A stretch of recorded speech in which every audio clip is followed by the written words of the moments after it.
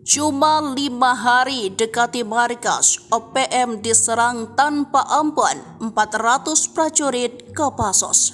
Operasi Mapenduma menjadi kisah heroik Prabowo Subianto saat masih berpangkat Brigadir Jenderal yang mendapat tugas membebaskan warga negara asing yang disandra oleh OPM. Pada tanggal 8 Januari 1996, 11 orang peneliti dari berbagai negara yang tergabung dalam ekspedisi Loren 95 disandera.